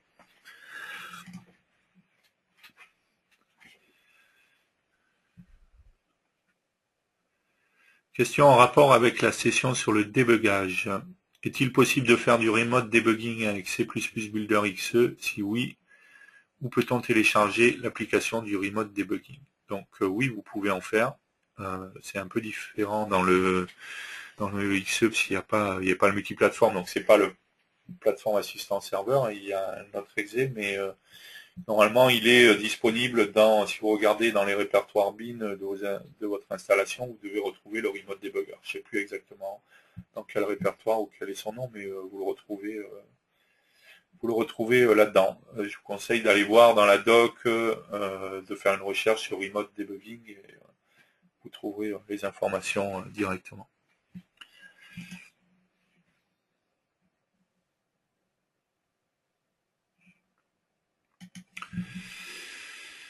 Est-ce qu'on peut définir des objets sur le serveur et les récupérer sur le client? Oui, donc ça fait partie des choses qu'on va voir cet après-midi. On va voir que là, on a fait des échanges de types de données assez basiques, hein, un string, un tDataTime. On verra qu'on peut échanger, faire transiter un ensemble de données, un tdataset, mais on verra également que grâce à JSON, on peut faire transiter également un objet Delphi qu'on pourrait récupérer de l'autre côté. Tout à fait, c'est faisable. OnAuthenticate OK. À propos du OnAuthorize, je suppose qu'il est lancé sur chaque requête envoyée au serveur. Tout à fait, ouais. Sur chaque méthode envoyée au serveur, en fait. Voilà. Donc on verra cet après-midi, si on a le temps, on fera un test avec le user OnAuthorize, mais le principe reste le même, quoi, après. Et ok. Pas d'autres questions?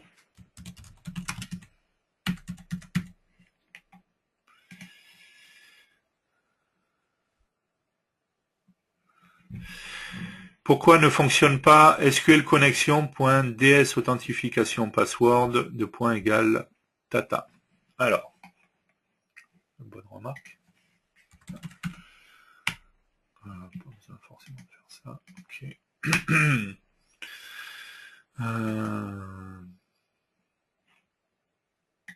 On va faire ça.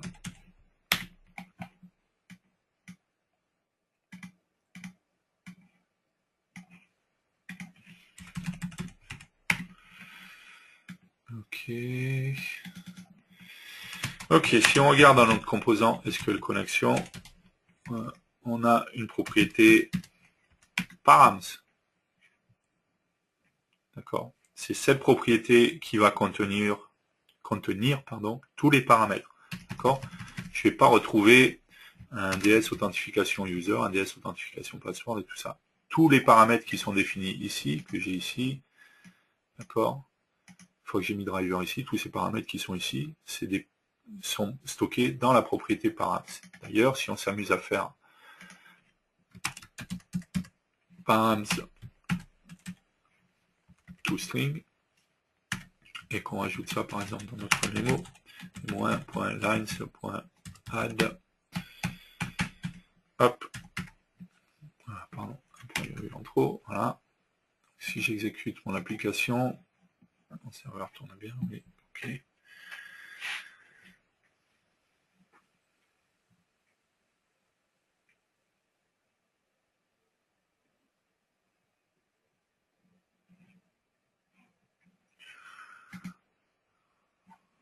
Ok, si je clique ici, pardon, c'était pas toString en fait, c'était texte.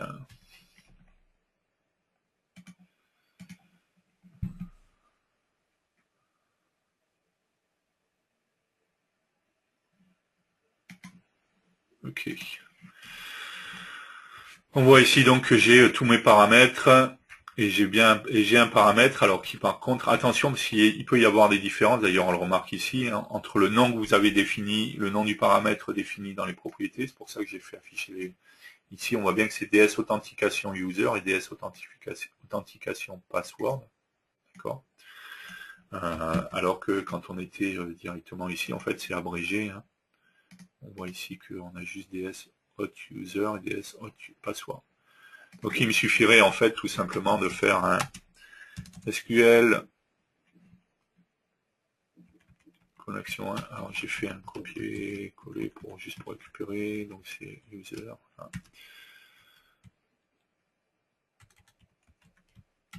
Ok. SQL connexion 1.params.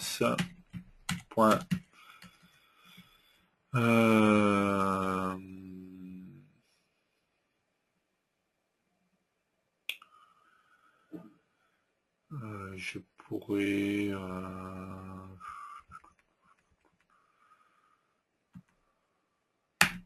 add strings, voilà, tout simplement. Ou point add directement, tout simplement. Hop. On peut le faire hein, si vous voulez. Mettre DS authentification. Hop. User est égal à Toto.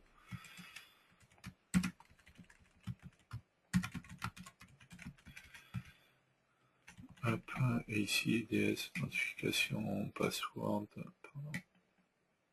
C'est bien, peut-être.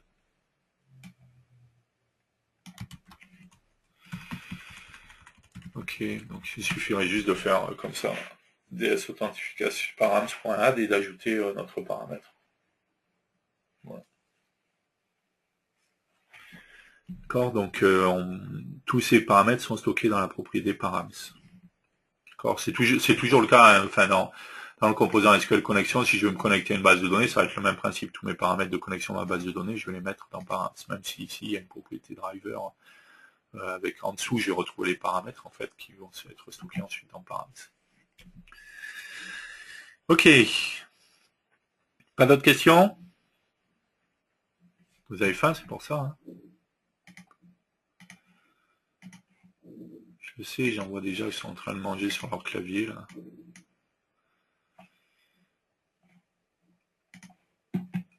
Donc on va faire la pause repas, puisque vous êtes mort de faim.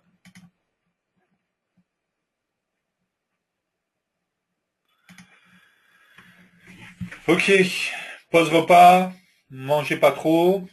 Après vous allez vous endormir, après je vois tous ceux qui s'endorment derrière leur clavier, derrière l'écran. Donc je vous souhaite un bon appétit, je vous donne rendez-vous à 14h. Bon appétit et à tout à l'heure.